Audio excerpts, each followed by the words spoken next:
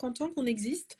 En France, ça fait plus de 30 ans et effectivement, l'idée, c'est de pouvoir fournir des solutions globales et d'accompagner des praticiennes, des praticiens qui vont pouvoir fournir des traitements de qualité à leurs patients grâce justement à un accompagnement clinique. Donc moi, je vous ai dit que j'étais ingénieure d'application clinique. Mon travail, en fait, il consiste notamment à former initialement quand les gens s'équipent d'une machine, mais aussi à les accompagner quand ils ont des difficultés avec des protocoles de traitement ou ce genre de choses. Donc Candela, voilà, permet d'accompagner comme ça ces utilisateurs dans le cadre, vous, des éventuels traitements que vous pourriez être amené à aller faire chez Clinique Renaissance. Alors, ce que je voudrais d'abord spécifier, c'est que le laser que nous possédons est un laser qui est capable d'épiler tout phototype, c'est-à-dire du phototype 1, c'est-à-dire les peaux très claires, au phototype 6, les peaux africaines et donc des peaux qui sont complètement noires. Hein, donc vous êtes d'accord avec ça, hein. C'est ça qui est très intéressant, c'est que pendant très longtemps, il y a eu l'idée reçue qu'on ne pouvait pas pratiquer de traitement laser, ou du moins pas de traitement laser efficace, pas de traitement laser sécuritaire sur toutes les peaux. Aujourd'hui, c'est complètement possible et c'est possible avec vos plateformes Candela. Donc là, nous trois, on est ici présents, nous avons des carnations différentes. Donc que ce soit des patients noirs, des patients blancs, des patients à la peau mate, vous pourrez traiter toutes les carnations. La principale chose qui fera qu'on pourra réaliser un traitement ou non, ce ne sera pas la couleur de la peau, mais la couleur du poil. Donc c'est à ça que les praticiens et les experts sur lesquels ils vont se pencher lors de l'étude, notamment d'un dossier, pour voir si on peut effectuer un traitement. Très bien. Eh bien, dis-nous. Alors, je vais vous présenter Pauline. Pauline, qui est la responsable donc, des réseaux sociaux pour Clinique Renaissance et donc qui répond à vos questions régulièrement sur toutes les plateformes, que ce soit Instagram, Facebook, LinkedIn aussi, et maintenant TikTok. Aussi, depuis peu, on a créé moi, donc, je suis le docteur Champenois, donc je travaille donc conjointement à la Clinique Renaissance. C'est moi qui suis en fait on va dire le garant médical pour l'ensemble de cette clinique. Évidemment, j'ai une activité qui n'est pas qu'une activité d'épilation laser. On fait aussi des injections, d'épiling, enfin tout ce qui est attenant à la médecine esthétique. Et on est très heureux de vous recevoir tous pour, j'espère, pouvoir répondre à l'ensemble de vos questions. Voilà, une petite chose, profitez du coup bien de ce live pour nous poser l'ensemble de vos questions et n'hésitez pas à utiliser la petite boîte à questions à cet effet dans la petite bulle en bas à droite de votre écran. Voilà, nous y répondrons au fur et à mesure du live. Alors, dis-moi, est-ce que tu avais peut-être commencé à préparer quelques questions? Comment vous voulez qu'on s'organise? Comment voulez-vous qu'on commence? Alors oui, j'avais moi une question aussi qui est un peu essentielle, qui revient beaucoup, surtout en ce moment avec la saison de l'été. On vient souvent me demander comment puis-je faire, vu que je pars en vacances bientôt, est-ce que j'ai pris un peu le soleil, je suis un peu bronzée, est-ce que je peux continuer mes séances d'épilation en étant bronzée? Alors, c'est simple, hein. Moi, je vais répondre sur la partie médicale et puis peut-être Dame Eva pourra répondre sur la partie technique. En réalité, grâce à ce laser, on est capable d'épiler toutes les peaux, mais aussi quasiment pendant toutes les périodes. Pourquoi? Parce que effectivement, le laser a deux types de laser à l'intérieur de la même boîte. On va pouvoir utiliser soit ce qu'on appelle un laser alexandrite, soit un laser YAG. Le laser alexandrite, lui, a une longueur d'onde spécifique, qui est une longueur d'onde qui est spécifique de la mélanine qu'on va retrouver à l'intérieur du poil, mais qu'on peut aussi retrouver à l'intérieur de la peau lorsqu'il y a un phénomène de bronzage, et donc qui contre-indique toute épilation en période de bronzage. En revanche, le YAG, lui, n'a pas de longueur d'onde spécifique pour la mélanine. Il a une action différente que nous expliquera Dame Eva, puisque je lui laisserai la parole là-dessus. Elle sera parfaitement apte à vous répondre, mais qui nous permet, alors après un temps court, après une exposition solaire, beaucoup plus court que l'alexandrite. Alors, pour l'alexandrite, il faut savoir que généralement, on attend un délai de 6 à 8 semaines après la dernière exposition solaire afin de pouvoir exposition solaire UV ou autres produits qui peuvent venir colorer la peau avant de pouvoir faire une épilation, alors qu'avec le YAG, une latence de 10 à 15 jours peut largement être suffisante pour pouvoir commencer à épiler. Est-ce que vous êtes d'accord avec ça, Madame Eva? Oui, alors effectivement, il y a souvent cette interrogation. Donc, en plus de se demander est-ce que je peux faire une épilation laser, peu importe ma carnation, la deuxième question récurrente, effectivement, c'est de savoir est-ce que je peux me faire épiler toute l'année? Alors, que ce soit l'épilation laser ou tout autre traitement laser, effectivement, le soleil et le laser font rarement bon ménage. Mais les lasers, en fait, les uns les autres n'ont pas tous les mêmes fonctionnalités. Et effectivement, le laser qu'on va utiliser sur les peaux noires, sur les peaux mates, qui est donc le laser ND-YAG ou YAG, comme on l'appelle, c'est un laser qui va avoir de l'affinité avec plusieurs éléments de la peau. Donc la particularité d'un laser, c'est que c'est une énergie lumineuse qu'on envoie sur la peau, et dans la peau, il y a des éléments qui vont absorber cette énergie lumineuse-là pour permettre de les modifier ou de les éliminer. Donc quand on va vouloir traiter un poil, on va vouloir cibler la mélanine, mais on peut vouloir cibler également d'autres choses, et donc quand on va utiliser le YAG, on va cibler la mélanine, donc qui est présente, comme le disait le docteur Champenois, dans le poil et dans la peau, qui va être présent, il va cibler également l'hémoglobine, et il va cibler également l'eau. Donc c'est en ciblant ces trois éléments-là qu'il va réussir à éliminer donc sur le long terme le poil, mais du coup en protégeant la mélanine de la peau, puisqu'il aura moins d'affinité avec cette peau. Donc imaginez-vous un peu, c'est comme si vous mettiez dans un cas un t-shirt noir et vous allez au soleil, vous allez avoir très chaud. Dans l'autre cas, vous mettez un t-shirt clair et vous allez au soleil, vous allez beaucoup moins capter l'énergie lumineuse. Quand on utilise le NDYAG, c'est ce qui se passe. L'énergie lumineuse est beaucoup moins absorbée par la mélanine et du coup, on prend moins le risque de brûler en période estivale. Ce qui implique aussi que l'alexandrite, vous êtes bien d'accord, est complètement proscrite pour toutes les patientes de phototype 4, 5 et 6. Alors, de 5 et 6, contre-indiqués formellement, Et, 4, ça sera l'appréciation du praticien de voir si on peut envisager ou non un traitement d'alexandrite.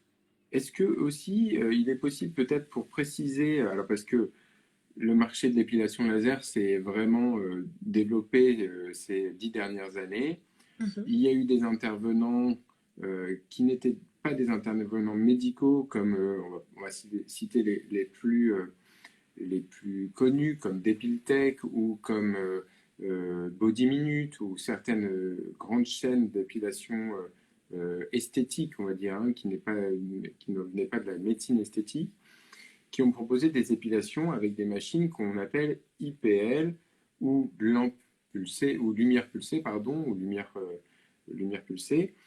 Et est-ce qu'il serait peut-être intéressant de faire un distinguo entre les deux techniques, expliquer pourquoi l'une est peut-être très dangereuse, comme l'alexandrite d'ailleurs, pour les peaux métissées et les peaux noires, et pourquoi aussi, quelles sont les différences entre l'IPL et la lumière pulsée?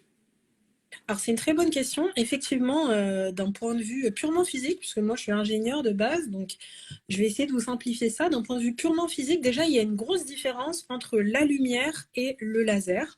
Donc, il faut vous dire que l'IPL, comme l'a dit le docteur Champenois, ça signifie Intense Pulsed Light, donc c'est-à-dire lumière pulsée à haute intensité. Et donc, c'est un faisceau lumineux comme la lumière du jour qu'on est venu filtrer. De l'autre côté, on a le laser qui, lui, a une longueur d'onde unique. Donc, les deux ne vont pas fonctionner de la même manière.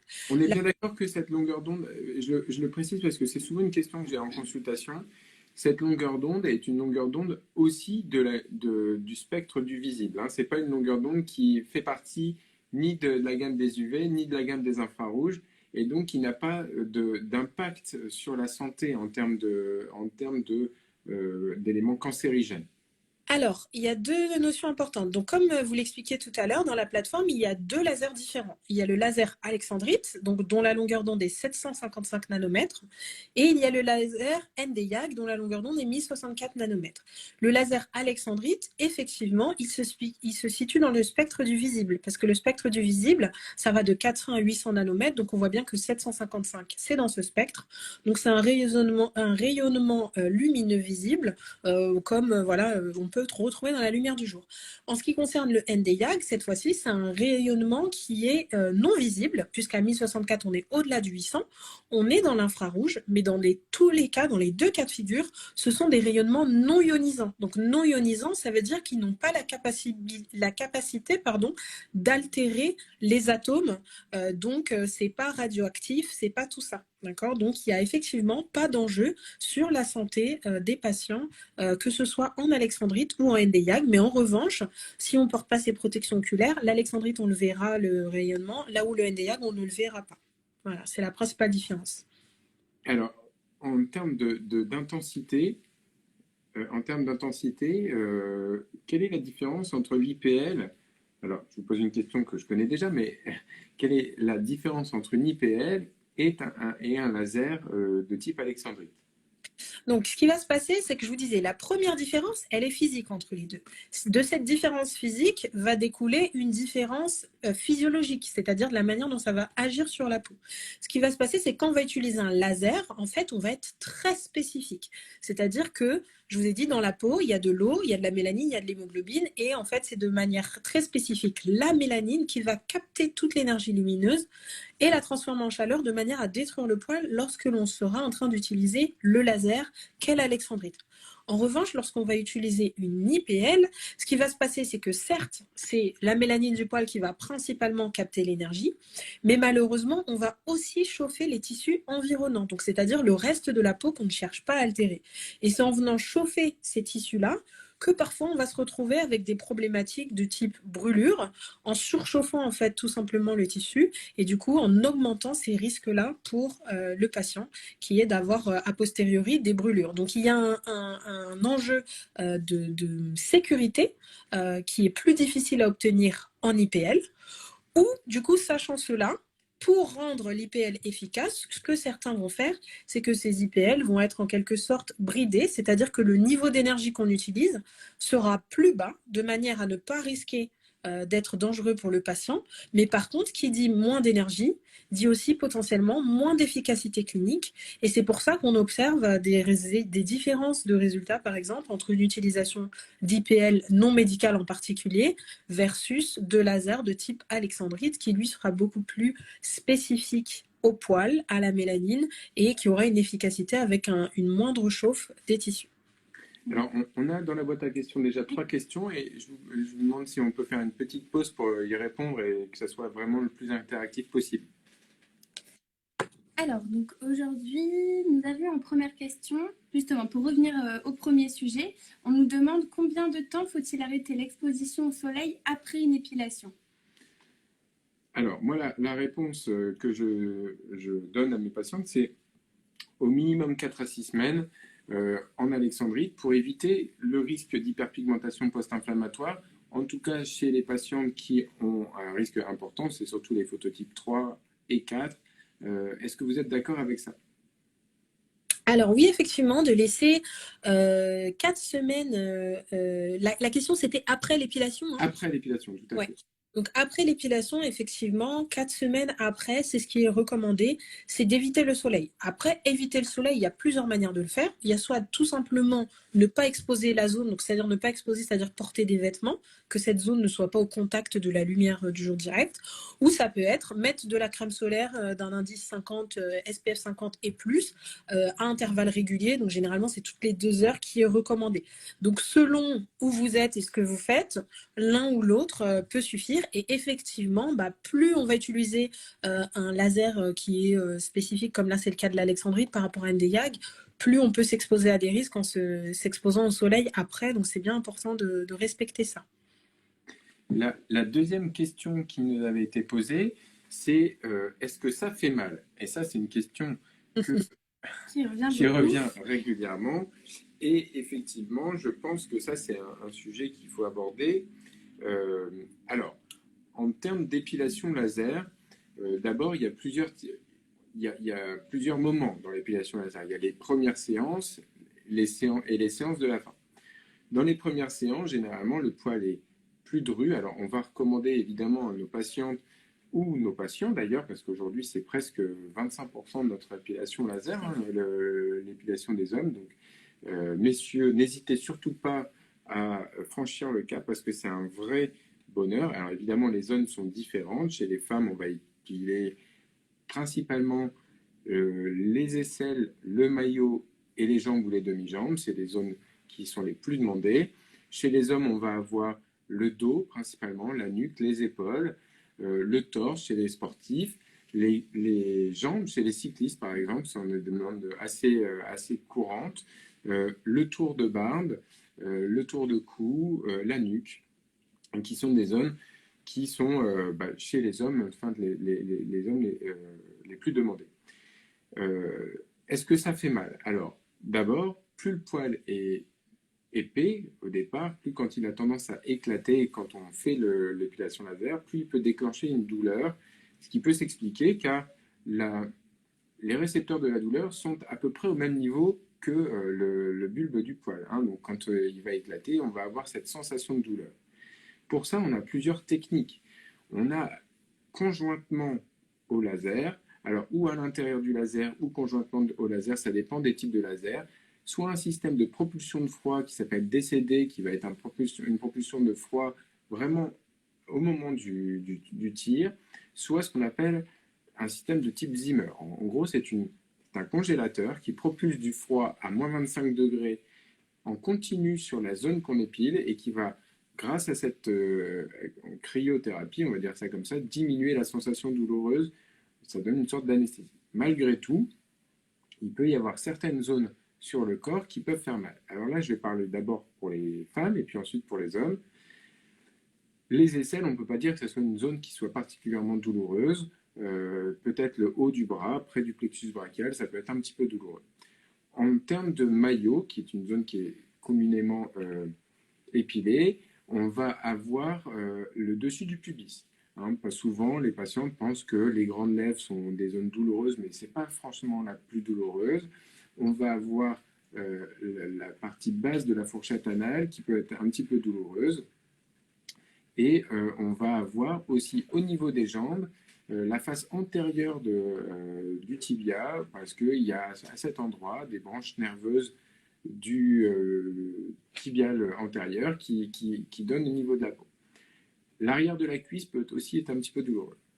Néanmoins, jusqu'à aujourd'hui, on n'a encore personne qui est parti en courant pendant sa séance d'épilation. Hein, très clairement, et même dans le cas de personnes qui sont très sensibles à la douleur, et je tiens à préciser aussi une chose, la période pendant laquelle vous faites votre épilation va varier.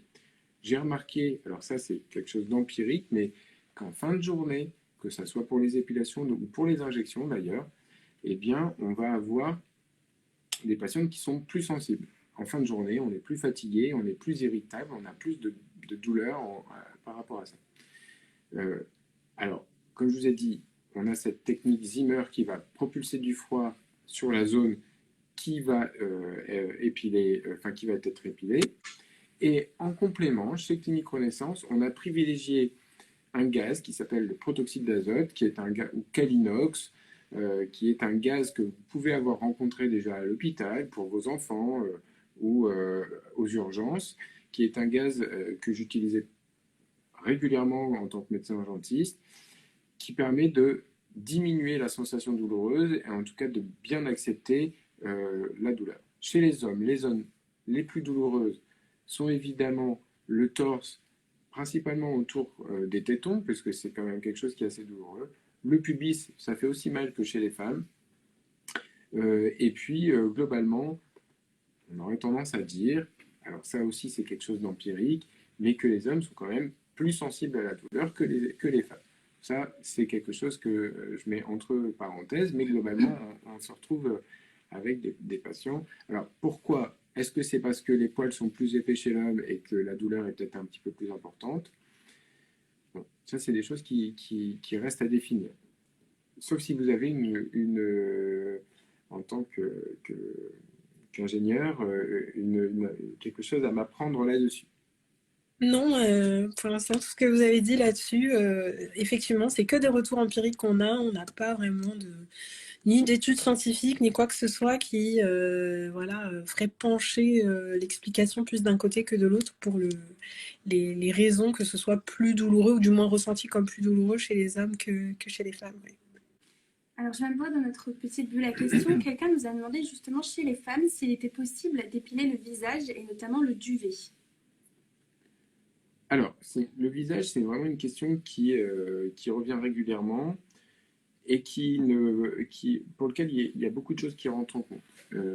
Il va falloir d'abord être clair sur le fait que le visage, c'est quand même une zone qui est assez risquée en termes d'épilation. Pas parce on prend plus de risques par rapport aux expositions solaires, mais parce qu'il peut y avoir des stimulations hormonales qui vont entraîner une repousse de poils à des endroits où on n'a pas forcément envie. Alors, il y a deux choses. Il y a le fait qu'il y ait déjà un duvet et que le fait de dépiler transforme le duvet en un poil terminal. Ça, c'est ce qui se passe quand on épile, même avec un rasoir, c'est-à-dire qu'on va transformer le duvet en un poil plus épais. Vous êtes d'accord avec ça, Madame Ava? Oui, absolument. Le phénomène de stimulation, c'est tout à fait ça. Ensuite, dans un second temps, on va avoir la problématique de ce qu'on appelle la repousse paradoxale. Et ça, c'est quelque chose qui est quand même beaucoup plus embêtant et pour lequel on a du mal à prévoir. On sait que certaines patientes sont plus aptes à faire ce type de repousse paradoxale. On va aller chercher avant tout ça des problématiques hormonales. Alors, dans les problématiques hormonales, c'est une pilosité excessive, pouvant être due à un hirsutisme, à un syndrome des ovaires.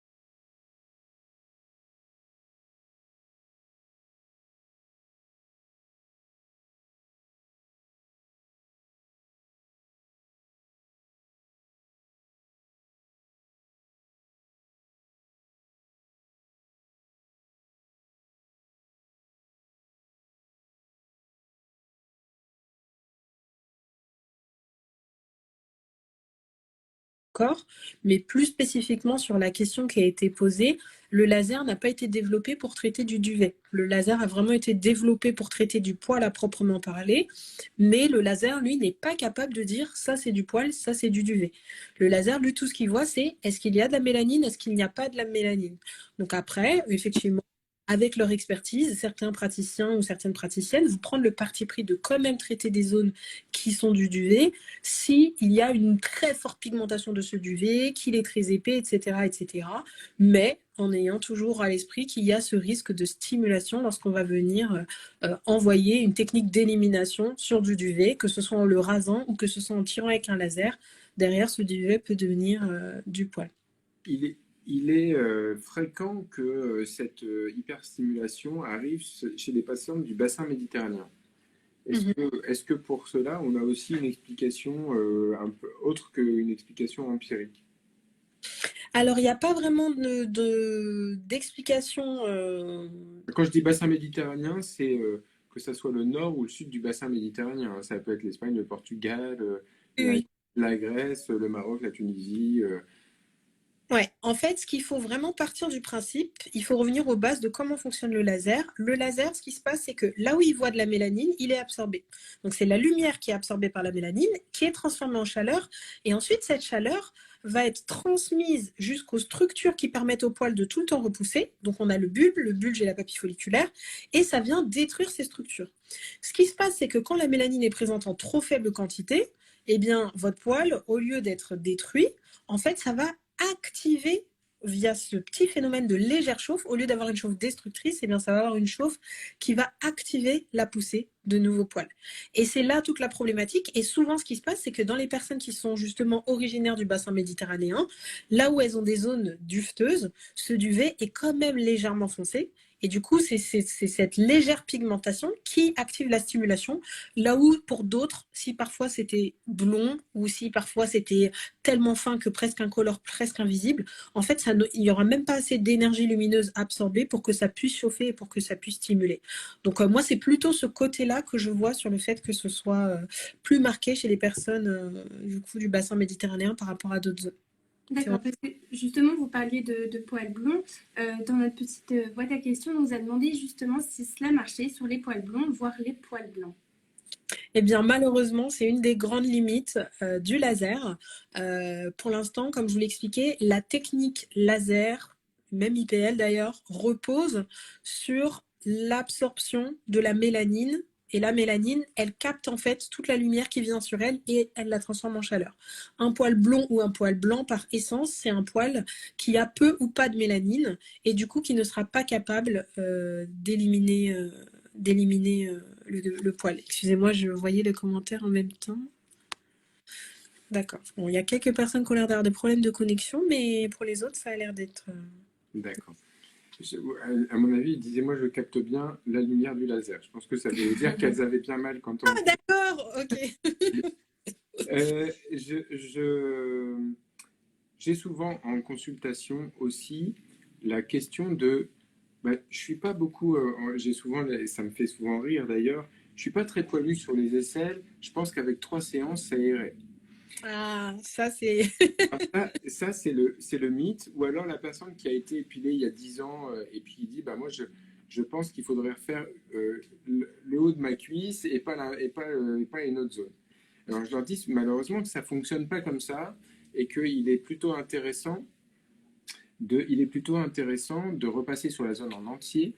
Euh, donc moi je pense que ça peut être intéressant parce que c'est une question qu'on me pose souvent du nombre de séances nécessaires pour une épilation définitive et quasi complète, de dire pourquoi en fait, moi je conseille toujours au minimum 6 séances, voire 8, en tout cas sur les phototypes 1 à 4, et peut-être un petit peu plus sur des patientes qui ont des pilosités très importantes. Patientes ou patients d'ailleurs.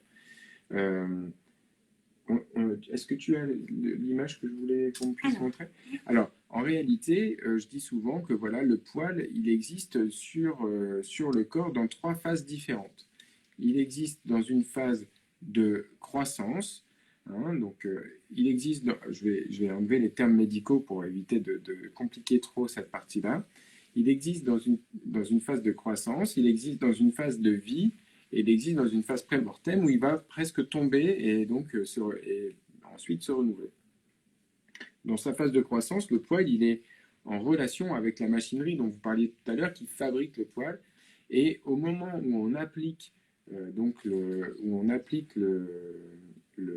l'énergie du laser, le poil ainsi que la machinerie est détruite de façon définitive. Et à ce moment-là, ce qu'il faut comprendre, c'est que ces poils en phase de croissance, sur une zone complète, ça représente entre 10 et 15% de la zone. Hein. Donc, à chaque fois, on va pouvoir enlever 10 à 15% du poil de façon définitive. Les autres vont aussi tomber, mais repousseront. Et au fur et à mesure, on va enlever l'ensemble des poils. Est-ce que vous êtes d'accord avec ça, la Maïva? Oui, en fait, au maximum du maximum du maximum, selon les zones du corps, on va grand maximum. C'est la plus chanceuse des personnes à 25%. Donc effectivement, c'est la raison pour laquelle il faudra toujours réaliser plusieurs séances pour pouvoir venir à bout de poils, puisque au moment où nous, en tant qu'humains, praticiennes, praticiens, on regarde nos poils, on n'est pas capable de savoir quels sont les poils qui sont en cycle de croissance, lesquels sont sur le point de mourir ou lesquels sont en cours de vie, et donc lesquels sont bien connectés aux structures. Donc on est bien d'accord qu'il y ait peu de poils ou beaucoup de poils, globalement, il faut au minimum 6 séances, voire 8, allez, au maximum 10 séances chez les patients qui ont vraiment des réserves des réserves de repousse de poils qui sont importants. En gros, en mettant un petit mot d'humour, mais qu'on soit peu pollu ou très pollu, on paye le même prix. Hein, donc ça ne change rien. Heureusement, la tarification ne se fait pas au nombre de poils, mais vraiment à la zone qu'il faut épiler, puisque pour épiler une zone de façon complète, il faut passer partout. Voilà. Alors, Justement, on nous demandait également, pardon, ah, vas-y. donc, je finis avec ça. Donc 6 à 8 séances, on a dit espacées de 6 à 8 semaines globalement en fonction des repousses. Et, et, euh, et donc, on peut tout à fait bloquer, on va dire, enfin, finir une épilation chez les gens qui partent pas trop en vacances sur une année et demie, quoi, hein. Clairement, c'est ce que ça prend comme temps. On nous demandait également s'il fallait venir faire des retouches. Par exemple, en finissant voilà, ce programme d'épilation laser, est-ce que, imaginons, au bout de 6 mois, 1 an, il y a la possibilité de devoir refaire quelques retouches? Alors, il y a des facteurs qui peuvent favoriser la repousse du poil, hein. Toutes les problématiques hormonales peuvent restimuler la repousse du poil et peuvent venir augmenter en fait les poils présents, ou alors transformer le duvet en un poil, enfin, aller chercher dans la réserve de poils. Les premières sont les problématiques hormonales. Et la plus sympa, ça reste la grossesse. C'est vrai après une grossesse, on a souvent des repousses de poils, pas forcément aux endroits qui ont été épilés, mais en tout cas, il peut y avoir des poils supplémentaires qui peuvent apparaître. D'autres problématiques, comme des problématiques de contraception qui sont mal gérées, qui sont des contraceptions qui vont être trop fortes, peuvent aussi entraîner ce type de problématique de repousse de poils. Une problématique comme le syndrome des ovaires polykystiques ou toute forme d'hirsutie, enfin de problématiques hormonales peuvent aussi entraîner ça. Donc, en dehors de ça, effectivement, on a assez peu de stimulation de repousse. Par contre, c'est vrai qu'au bout de 8-10 ans, il peut être intéressant de venir refaire une retouche pour avoir quelque chose de complètement glabre et de continuer à profiter de son épilation définitive.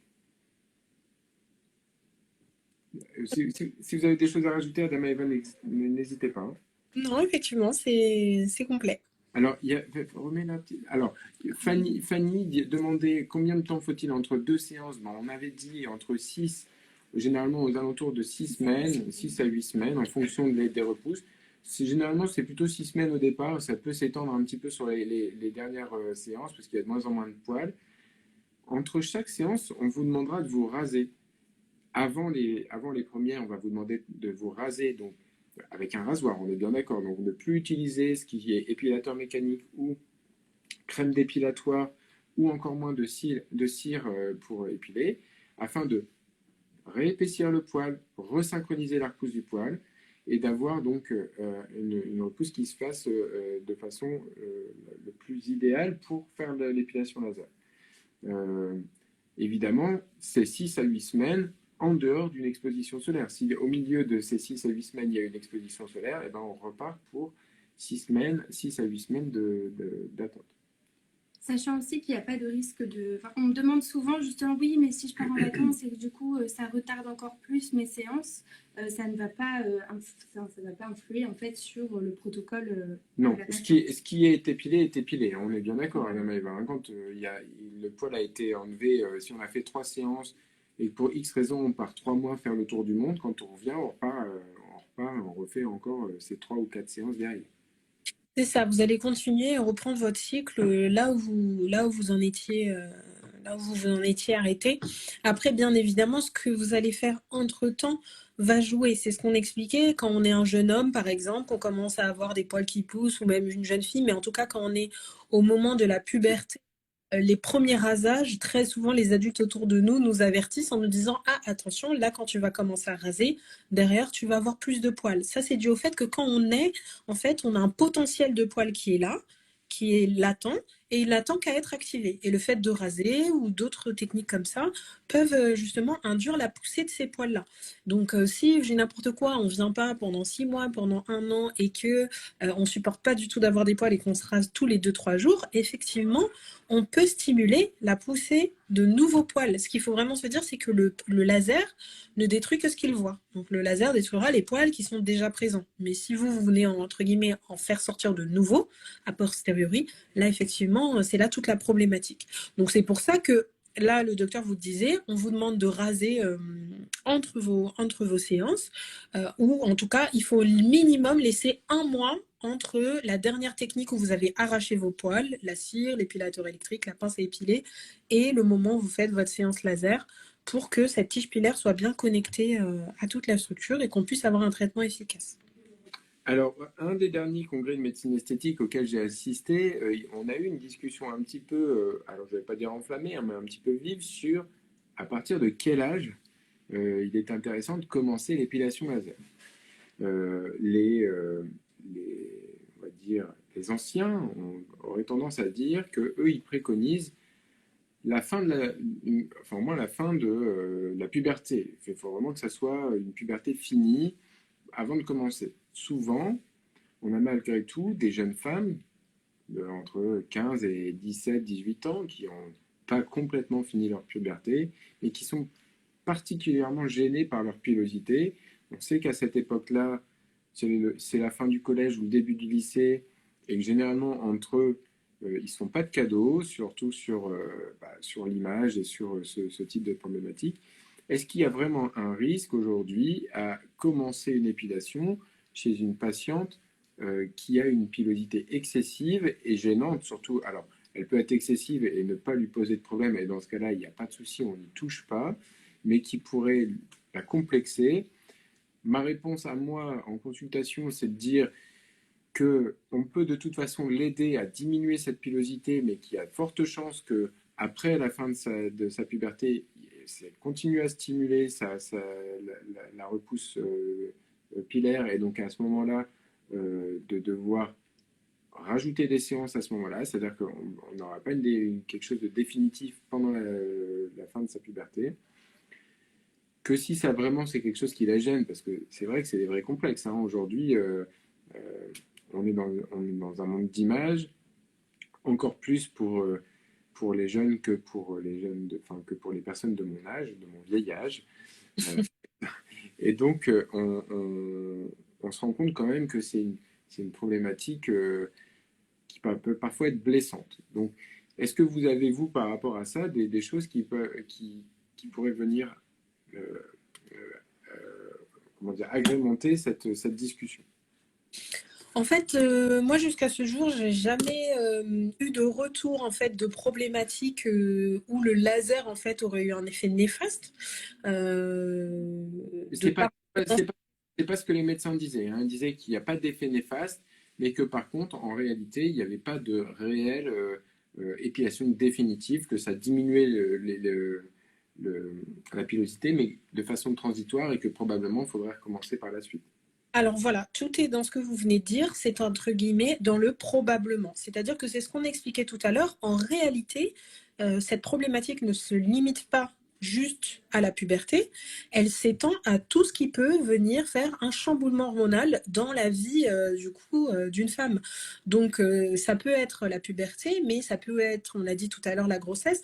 Donc à ce moment-là, on pourrait aussi dire aux femmes qui n'ont pas de projet naissance, enfin qui n'ont pas de projet naissance imminent, mais qu'on leur demande est-ce que vous avez un projet d'avoir des enfants un jour, bon bah sachez que effectivement il y a ce risque que peut-être ça puisse vous activer une poussée de poils.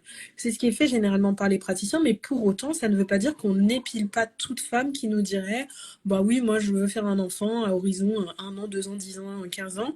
Donc de ce point de vue-là, ce qui est important, c'est toujours voilà, que les patientes et patients comprennent bien que voilà, n'étant pas hormonalement stable, potentiellement, il y a un risque de repousse. C'est la même chose quand on a les personnes voilà, justement, qui ont des SOPK ou qui sont atteintes d'hirsutisme, etc. Par rapport à une autre patiente, elles savent très bien qu'en se faisant traiter, potentiellement, elles pourront avoir plus de repousse qu'une patiente qui n'a pas ces problématiques-là. Donc c'est vraiment plus, moi, à mon sens, hein, Un discours de vérité à avoir avec les. Exactement. Je pense que c'est important, effectivement, et c'est aussi, je pense, qu'on fait chez Clinique Renaissance, c'est de ne pas survendre. Hein, c'est-à-dire, il ne faut pas vendre de rêve, comme je dis souvent. Chez certaines personnes, ça peut avoir un effet tout à fait bénéfique, mais en sachant que derrière, il y a quand même, on ne fait pas de miracle non plus. Et quand il y a un SOPK ou quand il y a un hirsutisme, eh ben, il y a effectivement régulièrement, et là je dis bien régulièrement, ça n'a rien à voir avec des patients qui n'ont pas ce type de problème, des séances d'entretien à réaliser. Mm. Mais ce qui après est un fonctionnement assez différent, on va dire. C'est-à-dire que dans le mode de traitement laser, il y a des gens dont voilà, c'est améliorer les conditions de vie aussi quotidiennes. Aujourd'hui, on sait que sur des problématiques comme l'hirsutisme ou sur le SOPK, on n'a pas vraiment d'alternative. Là où une adolescente qui est complexée, bon bah, elle pourrait très bien avoir l'alternative de se dire je vais me faire épiler à la cire. Mais si elle a envie de s'améliorer la vie sur le long terme, effectivement, même s'il y a des chances que derrière il y ait potentiellement une repousse, eh bien en faisant le laser, elle a aussi des chances que derrière elle ait peu de poils qui repoussent et qu'elle ait juste entre guillemets, comme vous le disiez, des retouches à faire. Donc pour beaucoup d'entre elles, sachant tout ça, elles trouveront que ça vaut le coup. Très bien. Je regarde brièvement si on a d'autres questions. Ça, on en avait parlé. On les a traités. SOT, efficace sur les poils blancs. Donc ça, c'est bon. Alors, Pauline, toi, avais-tu des questions par rapport à ton expérience de community manager? Oui, alors j'ai beaucoup de questions qui reviennent. Notamment la semaine dernière, il y avait une petite question aussi qui m'est revenue. Une personne me demandait, en fait, elle était assez complexée car elle avait beaucoup de poils incarnés et me demandait justement si le laser pouvait être une solution à ces poils incarnés.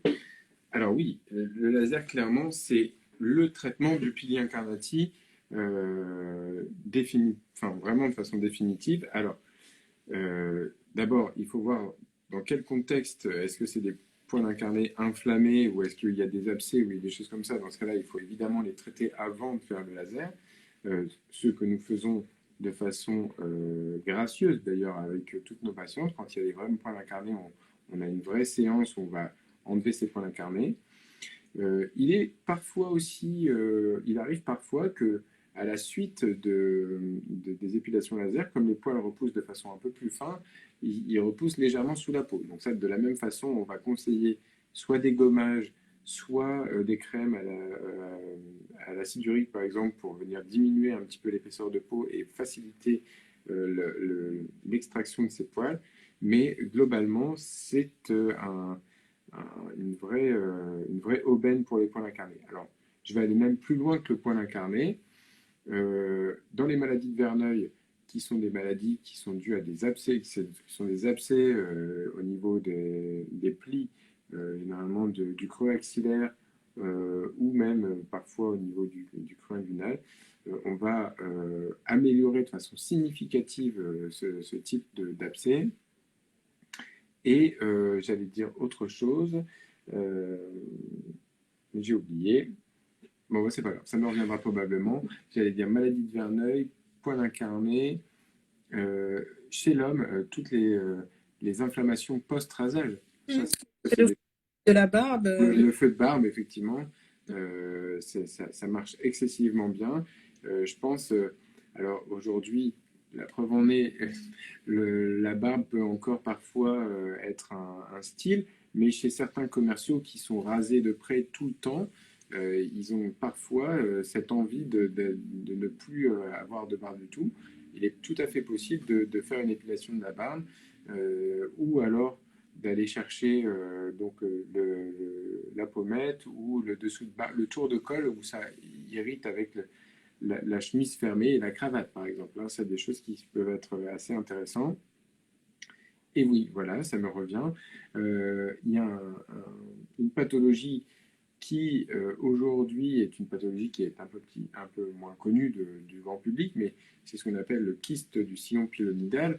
C'est un kyste qui se forme au niveau du sillon interfessier, généralement dans la partie haute du sillon interfessier, qui est extrêmement handicapant parce qu'il entraîne une chirurgie avec un arrêt de travail et derrière un méchage assez long. Généralement, les patients sont extrêmement gênés pendant plusieurs mois. De la même façon, et j'ai jamais compris pourquoi d'ailleurs la sécurité sociale ne poussait pas ou ne remboursait pas cette épilation du cif qui coûte finalement pas si cher, comparé à l'arrêt de travail et aux soins d'un kyste du sillon pylonidal. Ça c'est pareil, ça enlève de forte chose de rechute du kyste du sillon pylonidal. Donc aujourd'hui, l'épilation laser n'a pas toujours qu'un côté esthétique, ça peut avoir un côté pratique. Et je vois parfois des patientes extrêmement impactées par le pili incarnati, surtout au niveau du maillot, avec des cicatrices relativement importantes, des douleurs, parce que c'est des poils en fait qui généralement c'est des petits kystes profonds mais qui peuvent rapidement s'enflammer à l'occasion du port d'un sous-vêtement un peu trop serré ou alors d'un maillot de bain ou de quelque chose qui vient irriter. Et effectivement, là, il est clair qu'on rentre plus dans le côté fonctionnel que dans le côté esthétique. Après, pour moi, l'épilation laser, et après, alors j'en fais depuis 2014, donc ça commence à faire un petit peu de temps, c'est d'abord trois choses. C'est euh, l'arrêt des contraintes. Parce qu'aujourd'hui, les patientes qui viennent, alors dans ma patientèle est plutôt une patientèle entre, on va dire, 25 ans à 85 ans. Ma doyenne a 85 ans, donc évidemment, ma doyenne de 85 ans ne fait pas d'épilation laser, mais les plus jeunes, en tout cas, s'y mettent. Quand elles commencent jeunes, généralement, c'est pour un côté esthétique. Quand elles viennent à la trentaine, elles ont déjà leur travail, un enfant, un mari, une activité qui les prend. La principale cause de l'épilation laser, c'est je veux gagner du temps.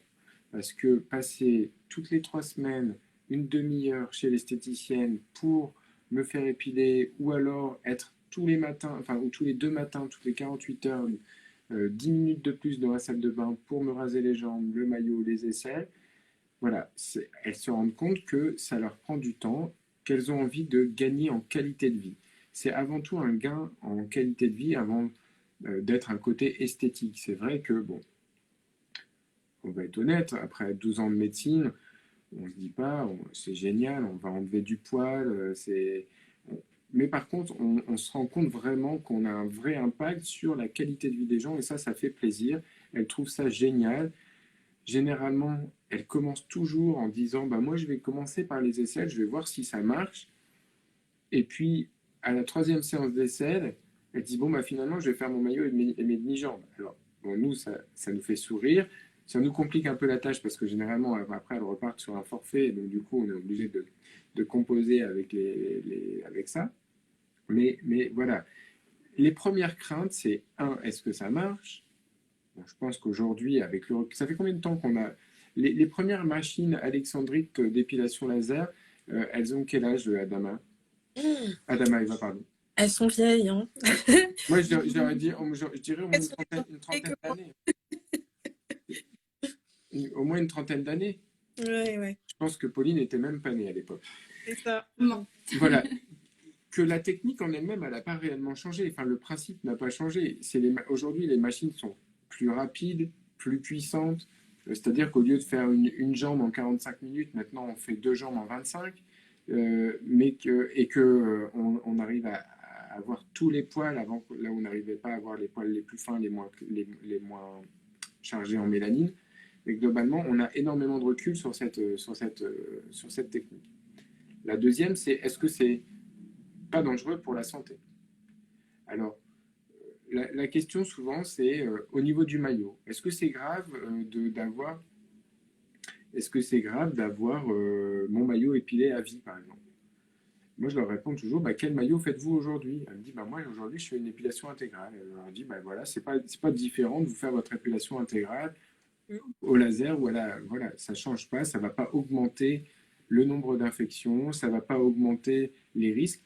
Au contraire, ça diminue un peu les micro-coupures qu'il peut y avoir pendant soit les rasages, soit les épilations à la cire qui peuvent entraîner des micro-lésions au niveau cutané, qui pourraient être des portes d'entrée particulières. Et puis, ensuite, il y a forcément la question du coût. Le coût des épilations laser, eh bien, aujourd'hui, le marché a quand même extrêmement bien évolué en France. Il s'est ouvert, comparé à des marchés comme l'Espagne ou la Belgique, qui sont des marchés qui étaient en avance par rapport à nous. Et la concurrence a aujourd'hui, je pense, régulé les tarifs et que aujourd'hui, je vois même pas encore pourquoi les gens vont dans des centres avec des IPL, par exemple. Aujourd'hui, en termes de tarifs, je suis sûr qu'on est plus compétitif, nous, chez Clinique Renaissance, chez des Piltex, on les citait, ou chez Body Minute, avec une machine et des compétences qui sont différentes. Donc, bon, après, libre à chacun de choisir sa technique, mais en tout cas, je pense que la question du tarif n'est plus réellement une question. Hein, si on regarde bien, on devrait pouvoir avoir un vrai challenge sur la partie tarifaire. Et puis, le résultat, il est juste incroyable. Hein, que ça soit chez l'homme, moi personnellement, je l'utilise pour moi sur le dos. Euh, c'est vrai, le dos, c'est quand même une zone assez disgracieuse pour un homme. On trouvera toujours quelqu'un qui dira: ah, c'est mignon, un homme avec un petit peu de poils sur le torse, mais c'est rare qu'on trouve une jeune femme qui dit c'est mignon à un homme avec des poils sur le dos, hein, ou sur les épaules. Donc, en termes d'esthétique, c'est vraiment quelque chose qui est sympa. Donc, aujourd'hui, je pense qu'on réunit toutes les conditions pour que tout le monde puisse faire de l'épilation laser dans de bonnes conditions et de façon tout à fait sécure par rapport à une épilation chez une esthéticienne qui fait de l'épilation à la cire et pas quelqu'un qui travaille pas trop cheap. Euh, on a fait des calculs globalement. En 2 ans et demi à 3 ans, l'épilation est rentabilisée. Hein, donc, il me semble intéressant aussi quand on est jeune. Certes, c'est un coût à investir. Hein, j'ai été étudiant comme tout le monde. Et quand on est étudiant, on a des priorités d'achat. Mais je pense que c'est vraiment un bel investissement. Voilà, pour se donner de la qualité de vie. Alors, on a On des... avait encore, oui, une ou deux questions. Alors, donc, j'ai Vicad59 qui nous demande à partir de quel âge peut-on pratiquer l'épilation laser?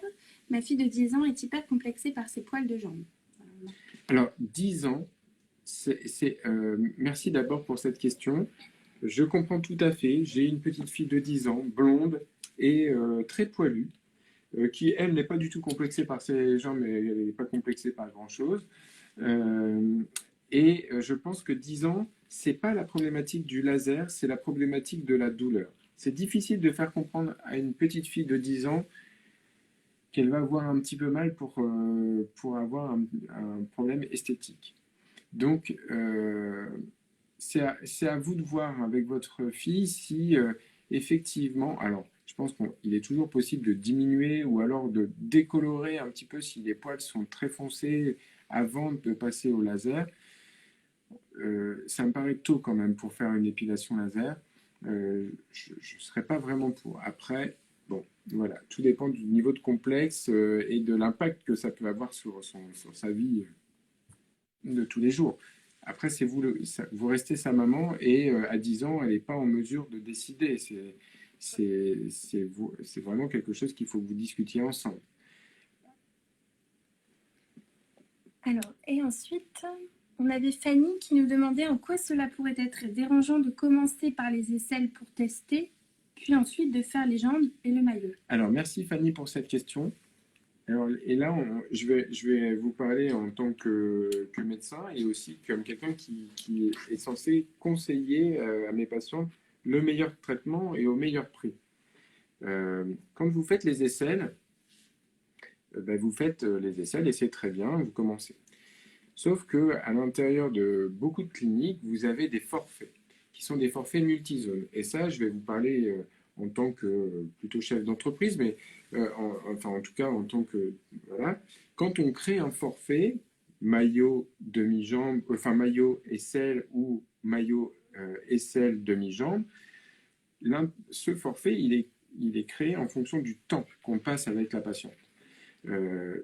Quand on fait les aisselles, eh bien, vous allez venir, la machine sera allumée, vous allez vous installer, donc vous déshabiller, vous allez vous poser, on va discuter avec vous. Est-ce que vous avez eu des expositions solaires? Est-ce que vous avez pris des médicaments? Est-ce que vous avez une grossesse en cours, par exemple? Et on vous reposera les mêmes questions à chaque fois.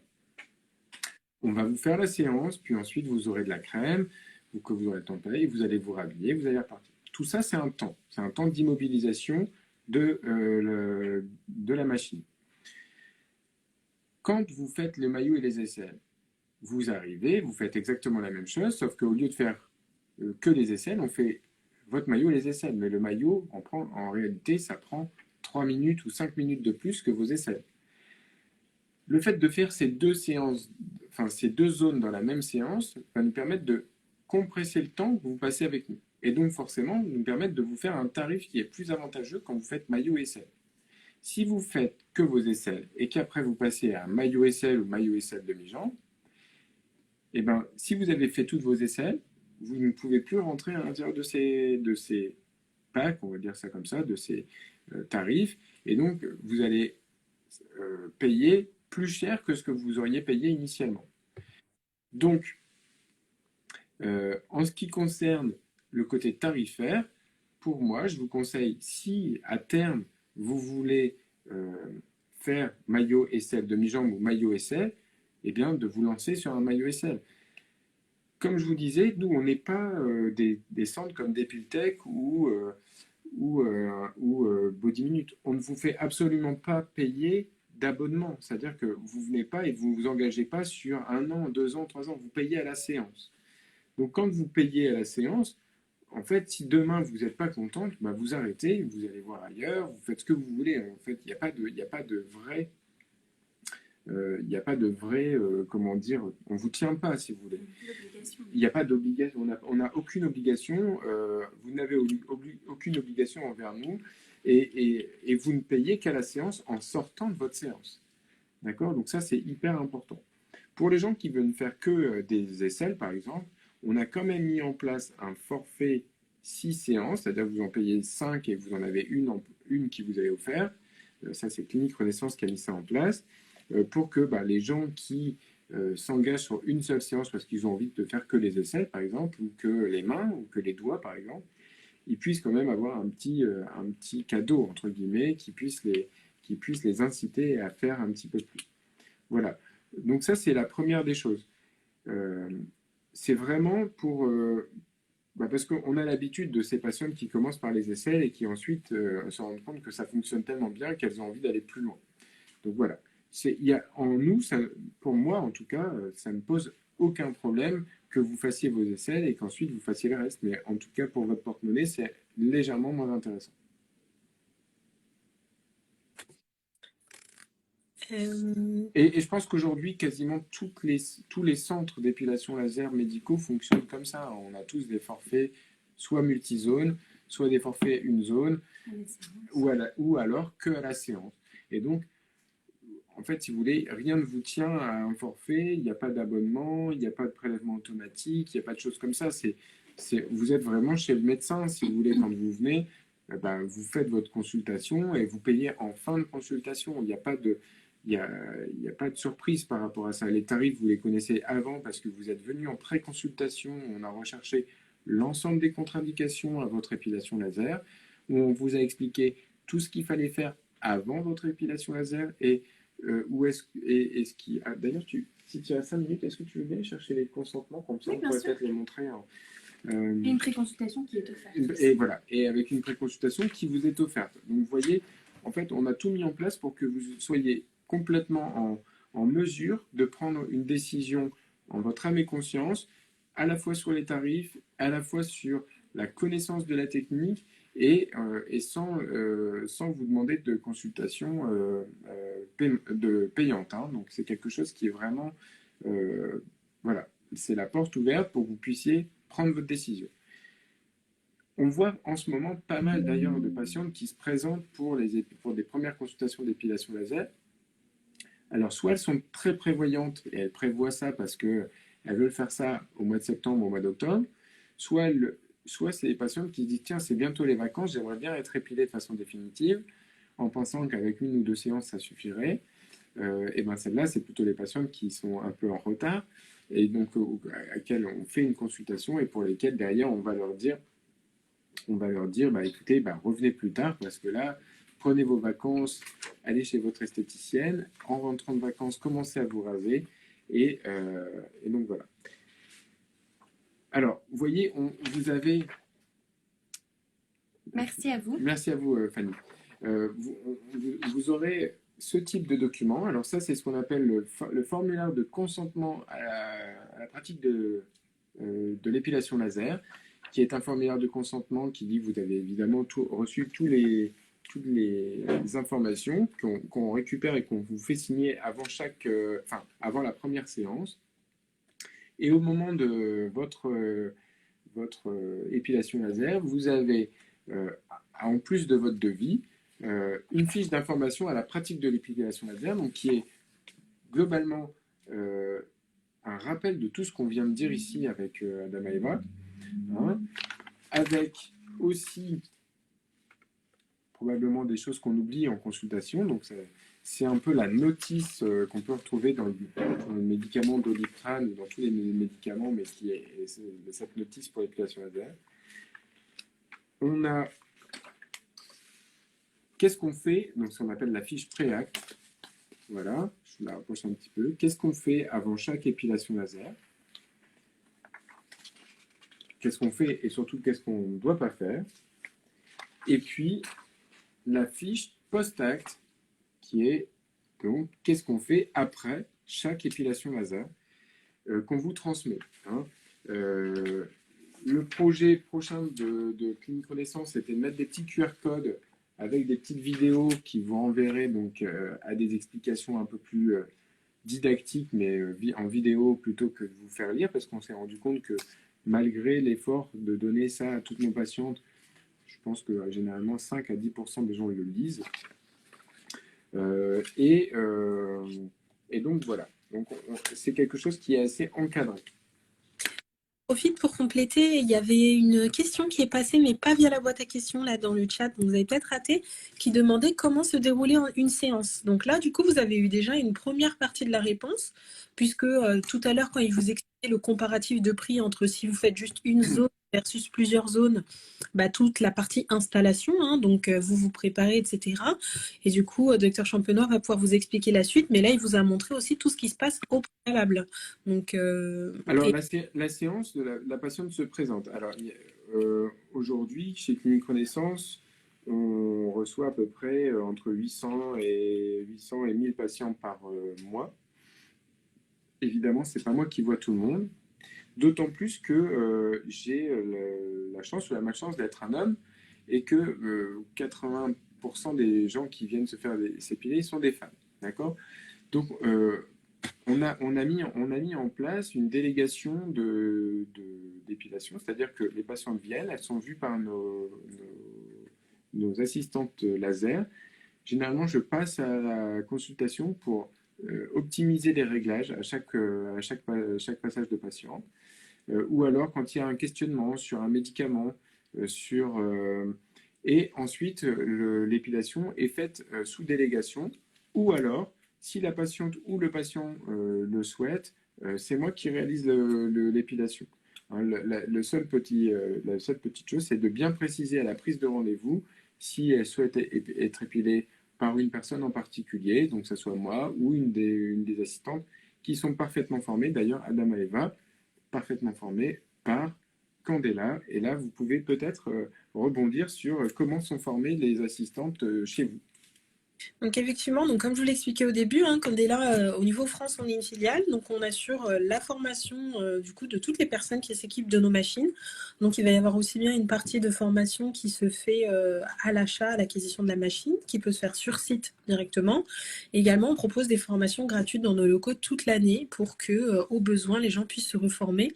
Et à côté de ça, on fait aussi de l'accompagnement clinique. Donc quand il y a des interrogations, quand il y a des choses voilà, qui peuvent poser problème, on est là, on est une équipe maintenant de 3 ingénieurs d'application clinique pour pouvoir répondre à toutes ces interrogations-là et accompagner les praticiennes et praticiens. Donc la formation, c'est aussi bien la théorie, hein, comprendre le laser, savoir comment l'utiliser, savoir comment le manipuler, comment le régler, mais également la pratique, l'encadrement du geste, du positionnement, du réglage de la machine et de la prise en charge patient avec les protocoles pré- et post-traitement, comme a pu vous montrer Dr Champenon. Généralement, je repasse à mi-séance. Alors, en réalité, on n'est jamais à l'abri. On prend toutes les précautions pour éviter, alors j'aime pas ce terme, mais les brûlures ou les échauffements dus à des techniques laser, mais on n'est jamais à l'abri. Alors d'abord, il y a plusieurs choses. Moi qui adorais cette série qui s'appelle le Dr House, il disait quelque chose qui est assez vrai. Il disait tout le monde ment. Et bah, il faut se rendre compte à l'évidence, les patientes, pour être tranquilles, elles ont tendance parfois à nous cacher un petit peu les choses. Mais non, je me suis jamais exposé au soleil, j'étais pas en terrasse, ou j'étais pas, enfin voilà, je suis pas allé à la mer en petite jupe. Et en réalité, c'est parfois c'est le premier la première des causes on va dire, risque. Hein. Alors, souvent, on a des petits érythèmes du premier degré, ça nous arrive 1 ou 2 fois par an, et qu'il faut gérer. Après, il y a toujours cette problématique de lucide, parfois, qui peut arriver. Mais globalement, on est dans un cabinet médical, donc on réagit. Il n'y a pas de souci particulier. En tout cas, il n'y a jamais de séquelles par rapport à ça. Et on est surtout hyper disponible, que ce soit par mail, par les réseaux sociaux, par téléphone.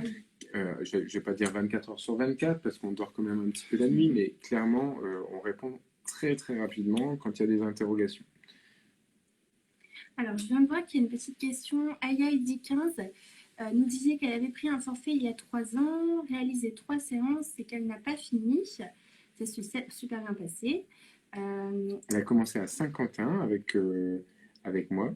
Dont une à Lille, est-ce que je pourrais reprendre eh bien, Eh ben, évidemment, il n'y a évidemment. Et Aya Eddy 15, donc, malheureusement, je n'arrive pas à voir qui vous êtes, mais il n'y a pas de souci. Alors effectivement, mon activité a commencé sur Saint-Quentin en 2014. En 2018, j'ai déménagé pour revenir dans le Nord, étant originaire du Nord-Pas-de-Calais. Et j'ai la chance d'avoir mes patientes saint-quentinoises qui m'ont suivi jusque-là. Donc ça, c'est une vraie chance et aussi un vrai plaisir de les revoir régulièrement. Et exceptionnellement, pour les gens de Saint-Quentin, on fait, alors je ne vais pas dire qu'on reste sur les tarifs de Saint-Quentin, puisque depuis 2014, j'ai eu un petit problème, mais j'ai eu peur de répondre. Quel était-il ce problème? Dites-nous tout. Et donc, pour les patients de Saint-Quentin, on n'a pas de souci particulier. Hein, vous pouvez venir avec grand plaisir, on regardera ça de plus près à ce moment-là. Tu avais d'autres questions? Ben écoutez, pour moi c'est très clair. Si certaines personnes voudraient rebondir sur une ou deux dernières questions, n'hésitez pas, surtout, tant qu'on est là. Il y avait, ça c'était intéressant, je voyais, comment ça, je regarde un petit peu ce que tu avais écrit, ça on en a parlé. Existe-t-il des facilités de paiement? C'est intéressant ça. Oui, tout à fait. C'est vrai que ça revient beaucoup aussi sur les réseaux. Alors, Clinique Renaissance, on vous a dit, il y a 3 types de paiement. Soit vous payez à la séance, c'est-à-dire vous payez une fois à la fin de votre séance et juste pour la zone que vous épilez. Imaginons, vous êtes un monsieur et vous faites épiler l'intérieur des oreilles parce que vous avez du poil dans les oreilles, ou alors vous souhaitez donc... je lisais les messages. Vous avez par exemple un monosourcil et vous voulez enlever cette partie-là. Donc vous venez, on fait une séance et vous payez à la fin de votre séance. Donc ça c'est le premier mode de paiement. Le deuxième mode de paiement, c'est ce qu'on appelle le forfait 5+1. Vous choisissez une zone, vous avez envie de faire par exemple les orteils ou les doigts, parce que vous êtes très poilu des doigts, Et vous donc bénéficiez de 5 séances achetées, une séance offerte. Peu importe la zone, c'est-à-dire que si c'est, admettons, une zone qui vaut 100 euros, et ben pour 6 séances, vous allez payer 500 euros. Et ensuite, on a ces forfaits multizones qui sont en fait, vous allez prendre par exemple jambes, maillot et selle, on a groupé, fait un tarif sur l'ensemble pour les raisons que je vous expliquais tout à l'heure. Et de la même façon, vous allez payer à la séance à chaque fois que vous allez venir. Donc vraiment, en termes de facilité de paiement, sachez aussi que Clinique Renaissance fait 10% pour tous les étudiants. Oui. Voilà, ça Oui. c'est quelque chose qui est assez intéressant. On essaie d'être le plus largement accessible en fait. Alors là, je vois qu'on a une question. Doit-on arrêter l'épilation à la cire avant ou privilégier le rasoir? Alors, oui, on doit effectivement arrêter toute épilation à la cire, toute épilation à l'épilateur mécanique, toute épilation, même il existe maintenant des petites machines de lumière pulsée. D'ailleurs, souvent, on me dit, est-ce que c'est vraiment efficace? J'ai tendance à répondre par une réponse de Normand en disant, effectivement, si c'était efficace, une petite machine à 500 euros, pourquoi on mettrait aussi cher dans nos gros lasers? Donc, non, effectivement, ça a une efficacité très modérée. Et donc, il faut effectivement privilégier le rasoir, et principalement le rasoir, pour complètement épaissir le poil quand il n'est pas suffisamment épais. Donc, agrandir la cible du laser et pouvoir avoir un meilleur résultat vis-à-vis du laser. Je voyais aussi sur ta petite fiche, Pauline, que tu avais mis à quel âge peut-on faire ça? On en a répondu, on y a répondu. Combien de zones, quelles zones pouvons-nous traiter? Ben, toutes les zones où il y a des poils. Hein. Clairement, on peut traiter toutes les zones où il y a des poils. Il n'y a pas de limite à l'épilation laser. J'ai même un patient qui va demander si je pouvais lui enlever tous ses cheveux. Je lui ai demandé de bien réfléchir avant ça, mais effectivement, c'est une zone qu'on peut traiter. De la tête aux pieds. De la tête aux pieds. De la tête aux pieds. Alors, quelles sont les contre-indications éventuelles ou les effets secondaires? Les contre-indications éventuelles, eh bien, on en a parlé. Hein. Les contre-indications, c'est principalement des contre-indications relatives dues aux expositions solaires et aux UV. On ne va pas traiter, et pas parce que c'est dangereux, mais de manière préventive, les femmes qui sont enceintes. Voilà, ou qui allaitent également. Ou qui allaitent. Voilà, il n'y a pas de risque avéré.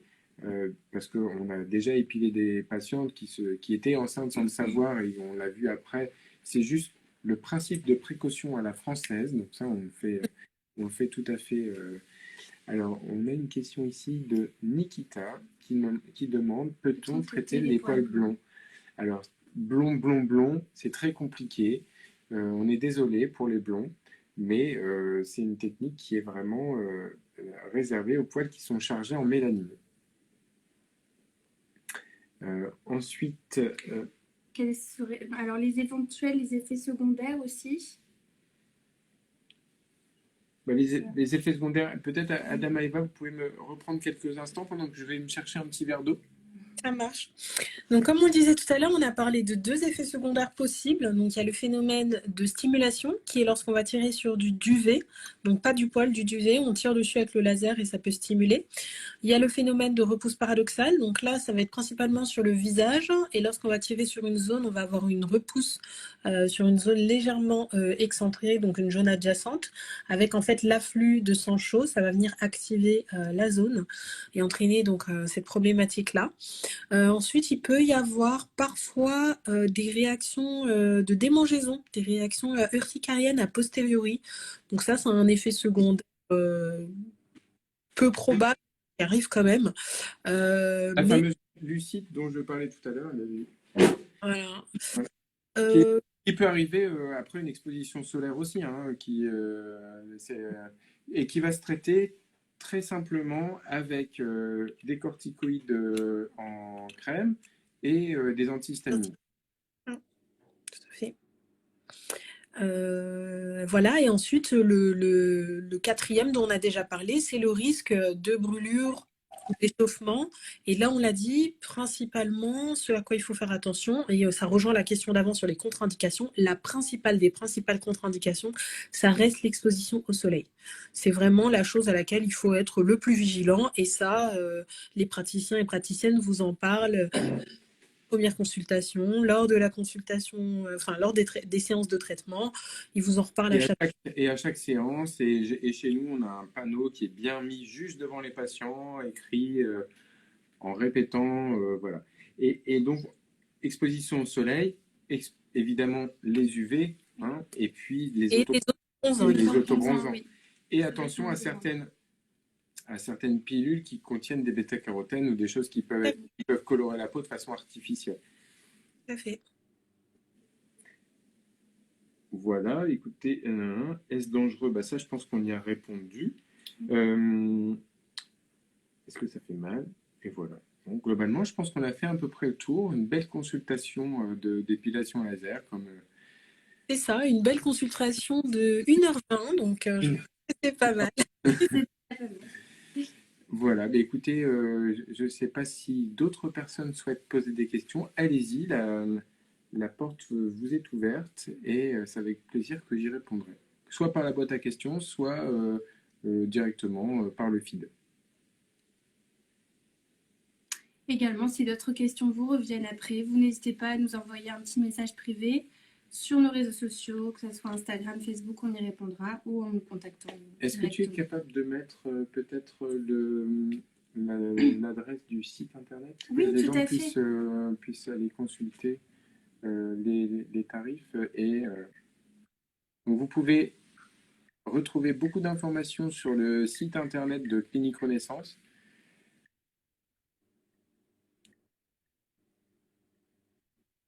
Où vous trouverez les tarifs, les explications, certaines vidéos, des témoignages, des avis, et puis